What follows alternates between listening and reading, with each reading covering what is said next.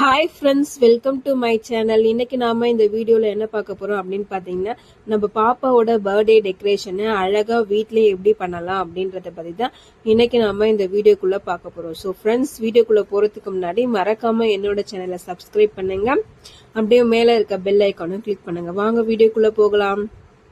இப்ப பாத்தீங்கன்னா நான் பாப்பாவோட நேம்ல வர லெட்டர்ஸ் தான் கட் பண்ணி வச்சிருக்கேன். எல்லா லெட்டர்ஸுமே நான் தனித்தனியாவே கட் பண்ணி எடுத்துட்டேன். ஏன்னா எல்லா லெட்டர்ஸுமே என்கிட்ட இருக்க வேஸ்ட் கார்ட்போர்டு அட்டையில தான் இந்த லெட்டர்ஸ் எல்லாமே நான் கட் பண்ணி வச்சுட்டேன். ஒவ்வொரு லெட்டர்ஸுமே டூ டைம்ஸ் கட் பண்ணிக்கணும். ஃப்ரண்ட் ஒன்னு, பேக் ஒன்னு அப்படின்னு சொல்லிட்டு கட் பண்ணிட்டு நெக்ஸ்ட் நான் என்ன பண்ணேன் அப்படின்னு பாத்தீங்கன்னா, கலர் பேப்பர் எடுத்து அந்த லெட்டர் சைஸ்க்கே கட் பண்ணி front side and back side ஃபுல்லாவே கவர் பண்ணிட்டு நெக்ஸ்ட் நான் என்ன பண்ணேன் அப்படின்னு பாத்தீங்கன்னா, கோல்டன் கலர் ஸ்கேல், அந்த ஸ்கேல் மேல பாத்தீங்கன்னா ஒரு கவர் மாதிரி கொடுத்துருப்பாங்க. பேக் சைடு ஸ்டிக்கர் இருக்கும். அந்த லெட்டரோட சைஸுக்கு நான் கட் பண்ணி எல்லா லெட்டர் மேலேயும் நான் என்ன பண்ணேன் அப்படின்னு பாத்தீங்கன்னா, லெட்டர் ஷேப்புக்கே அந்த ஸ்கேலை நான் கட் பண்ணி ஒவ்வொரு லெட்டர் மேலேயும் நான் அந்த ஸ்கேலை ஃபேஸ் பண்ணேன்.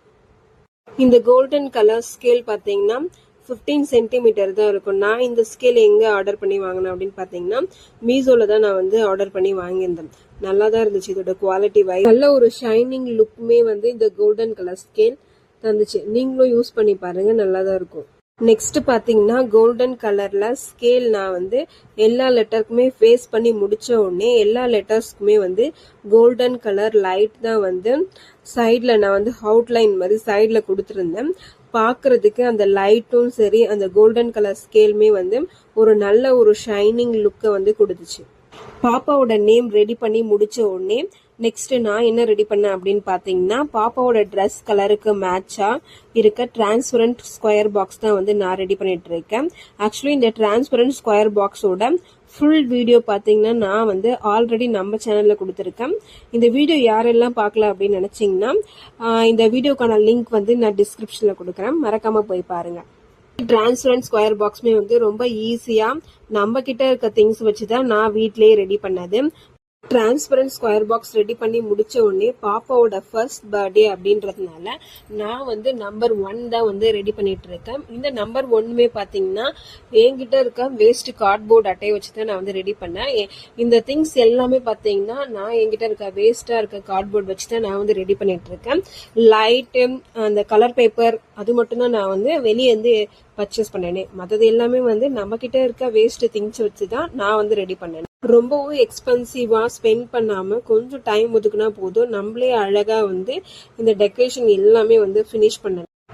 நம்மளுக்கும் சாட்டிஸ்ஃபைடா இருக்கும். இது எல்லாமே நம்ம ரெடி பண்ணது அப்படின்றதுனால நம்மளோட பட்ஜெட்லயும் ஃபினிஷ் பண்ற மாதிரி இருக்கும்.